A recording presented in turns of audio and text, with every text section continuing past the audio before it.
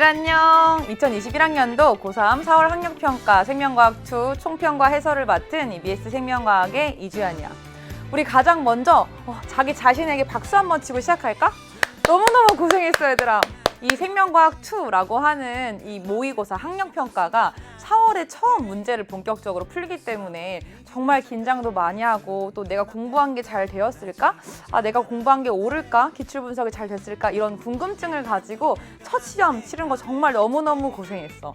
이 시험이 난이도가 어땠다, 어떤 문제가 어떻게 어려웠다 이런 것보다는 내가 생명과학2로 이번 2021학년도 그리고 2022학년도 대수능에서 수능을 치르려고 하는데 내가 얼마나 준비되었는가를 점검해보고 첫 시작을 했다. 이게 가장 큰 의미 같아. 그래서 선생님이 뒤에 뭐 난이도나 각각의 문제를 어떤 문제들이 많이 나왔는지 분석을 해주겠지만, 그것보다는 그래, 나 이번에 진짜 고생했다, 잘했다, 이 마음으로 이 총평과 해설 끝까지 들어주면 너무너무 좋을 것 같아. 자, 그럼 바로 4월 우리 분석을 먼저 보도록 하자. 선생님이 이 4월 학력평가 문제를 딱 풀고 나서 어떤 걸 느꼈냐라고 했을 때는 작년 4월에 비해서 이 작년에 2015 개정교육과정으로 바뀌고 나서 4월 학력평가가 어떻게 보면 첫 스타트라고 하는 큰 부담감을 가지고 있었거든. 근데 이제 그렇게 문제를 출제하고 나서 6월과 9월 그리고 대수능까지 평가원에서 어떤 식으로 문제가 출제되는구나 라는 걸 좀 보고 그 경향을 많이 반영했다라는 느낌이 들었어. 그래서 난이도가 엄청 높아지거나 엄청 낮아졌다기보다는 이 평가원의 방향을 잘 맞춰서 문제를 출제했다라는 생각이 들었고, 또 선생님과 여한종 선생님과 수능특강 공부 잘하고 또 제시된 어떤 자료들을 분석하는 능력을 키웠다면 충분히 만점 받지 않았을까라는 선생님의 작은 기대가 있어요. 자, 그리고 이 20문제 중에서도 눈여겨볼 제시 자료들이 몇 가지가 있었거든. 어떤 문제가 있었는지는 선생님이 뒤에서 설명하고 실제 문제를 해설할 때 또 이 자료가 왜 눈여겨볼 만한지, 어떤 의미가 있는지 설명을 해줄게. 그리고 예상 컷이 47.1 정도로 문제가 그렇게 어렵진 않았다라는 난이도가 좀 평가되고 있고, 실제로 2등급, 3등급, 4등급 컷이 작년 4월에 비해서 좀 올라갔다라는 점까지 고려를 해서 이 시험 범위가 똑같은데 등급 컷이 올라갔다?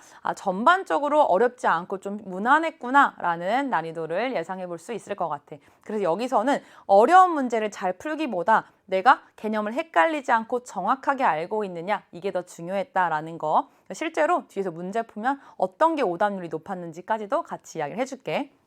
그런데 4월 학력평가의 의미는 사실 나 몇 점 맞았어, 몇 등급이야 라는 어떤 결과론적인 의미보다는 과정에서 첫 시작, 그리고 내가 나를 스스로 돌아볼 수 있는 의미가 정말 중요한 시작이거든. 자, 그래서 첫 번째, 생명과학2가 얼마나 준비되어 있는지를 점검해보는 기회였다. 특히 이제 3단원까지 이 세포호흡과 발효 그리고 광합성 단원까지 문제가 출제되었기 때문에 3단원까지만큼은 내가 얼마나 잘 이해하고 있는지를 점검해 볼 수 있는 기회였다라는 거. 그래서 많이 틀린 친구들도 내가 부족한가 봐 라고 생각하기보다는 내가 이 단원에서 이 주제에 대한 문제를 좀 어려워하는구나, 내가 여길 조금 더 보충하고 나머지 4, 5, 6단원도 잘 준비해야겠구나, 이렇게 점검하는 의미를 잘 가져줬으면 좋겠어. 자, 그리고 두 번째, 이 20문제가 나오는데 범위가 3단원까지밖에 나오지 않아. 그리고 첫 단원인 생명과학의 역사는 한 문제밖에 나오지 않았어. 그렇다라는 건 2단원과 3단원에서 정말 많은 문제가 나왔다라는 이야기잖아. 근데 실제로 수능과 9월 모의평가에선 전범위이기 때문에 2단원과 3단원에서 4문제, 5문제 이 정도밖에 문제를 출제를 못하거든. 근데 그것보다 2배 이상 문제가 출제되었기 때문에 그 해당 단원에 있는 세세한 소주제들을 가지고 문제를 출제할 수 있는 시험이 4월 학력평가야. 그래서 이 평가에서는 내가 2, 3단원의 내용을 세세하게 잘 알고 있는지를 점검할 수 있는 기회였다. 여기까지 생각을 해주면 될 것 같아. 자, 선생님이랑 실제로 어떤 식으로 문제가 출제되었는지 빈도부터 좀 확인을 해볼게. 선생님이 이제 수능을 잘 열심히 준비할 친구들을 위해서 이제 2022학년도 수능으로 향해 간다라는 의미로 작년부터 출제 빈도 같은 것들을 좀 이렇게 카운트를 해봤어. 그랬더니 실제로 6월이 작년에는 4단원 1단원까지였고 9월 수능은 전범인데 4월은 똑같이 3단원까지였어. 그리고 문제를 봤더니 작년에 비해서 세포막과 효소 그리고 광합성에서 문제수가 줄고 세포호흡과 발효에서 다양한 문제가 나왔구나라는 거를 알 수 있다는 거. 여기 어떤 문제로 출제되었는지까지 우리가 문제 풀면서 볼 거야. 실제로 수능에서는 2문제 정도씩 세부 주제에 대해서 출제되고 있다. 그러니까 훨씬 더 많은 주제가 출제가 됐겠지. 그리고 이번 4월 학력평가에서 이렇게 주제별로 문제를 좀 들여다보면 생명과학의 역사는 작년 4월에는 1800년대냐 1900년대냐 정확한 연도까지는 아니어도 그래도 그 어떤 몇 년대인가를 알아야 좀 풀 수 있는 유형의 문제가 나왔다면 올해는 이 6월, 9월 대수능의 방향에 맞춰서 연도를 외우지 않아도 되는 정말 선후의 개념을 잘 알고 있으면 풀 수 있는 문제가 나왔다라고 해서 보면 좋을 것 같고 생명체를 구성하는 기본 물질에서는 우리 수능특강 2015 개정 교육과정에서는 각각의 물질의 구성 원소를 강조하고 있잖아. 그것에 대한 문제가 나왔다라는 점.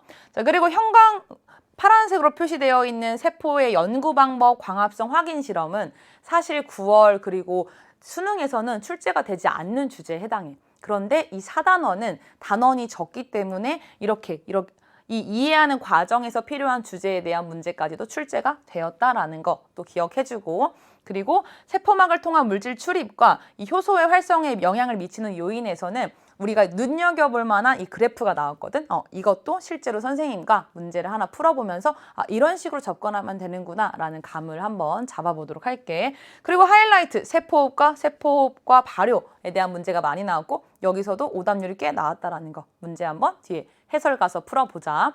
자, 이렇게 출제된 이 4월에서 우리는 스탑하는 게 아니고 시작했다라는 거 잊지 말고 이제 이것들을 점검한 후에 6월에 있는 6월 학력평가를 준비해야겠지. 6월 학력평가는 특히나 평가원에서 나온 문제이기 때문에 너무너무 중요하다라는 거 기억해주고 6월 3일 목요일 날 치르는 이 6월 학력평가를 대비하기 위해서는 우선 시험 범위를 잘 알고 있어야겠지. 작년과 고사 범위가 달라요. 작년에는 4단원에서도 소주제 1단원만 해당이 됐다면 이번에는 이 4단원 전체까지가 시험 범위다라는 걸 알아두고 그리고 내가 만약에 지금 개념이 딱 4월 모의평가까지만 준비되어 있다라고 하는 친구들은 그 2, 3단원 내용 잘 점검하고 4단원에 있는 개념들을 잘 마스터해 주세요. 특히 수능특강에 있는 문제 풀이까지도 꼼꼼하게 보면서 내가 6월 학력평가에서 이 연계 문제까지 다 풀어버리겠다라는 마음으로 준비를 해주시고 그 다음에 모두 개념이 정리되어 있는 경우는